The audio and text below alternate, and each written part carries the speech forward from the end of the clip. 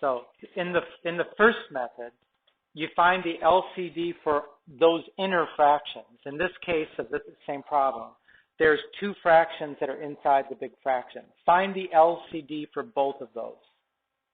Right? What would the LCD for 1 over x and 5 over y be? I mean, again, you could think of it like we've done, right? First, you would factor each denominator. There's nothing to factor.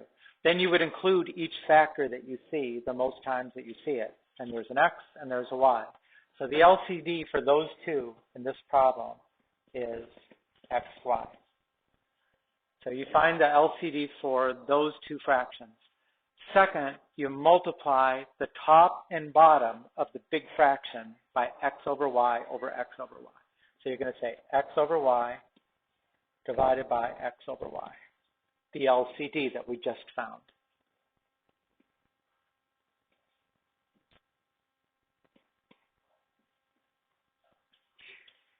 Okay, now what property are we going to use now to multiply? Yeah, you can have to use distributive to multiply each one of those, okay? So this is xy over x plus 3xy 5xy over y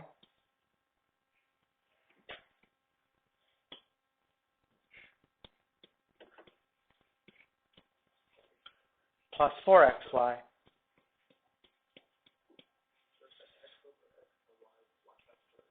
Right. So now we can see, because we multiplied by the least common denominator of those two fractions, they should cancel the denominators.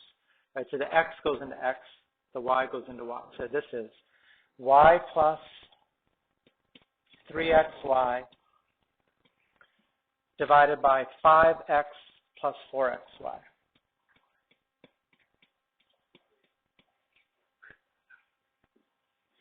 Right, that's the first method. You know, and it's in the bullet, in the objective, that's the one that says simplify it as a quotient. Okay, that's a quotient. Yeah.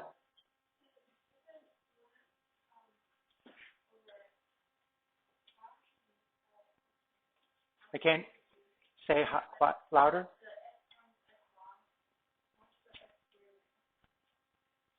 Here? Because that's in the denominator and that's in the numerator, right? That's why when I multiply here, this xy ended up in the numerator. This x is still in the denominator. Yeah. It's the LCD of these two fractions. What's the least common denominator between those two? Like I said, our process would be to factor each. There's nothing to factor. And then include every factor that you see, x and y.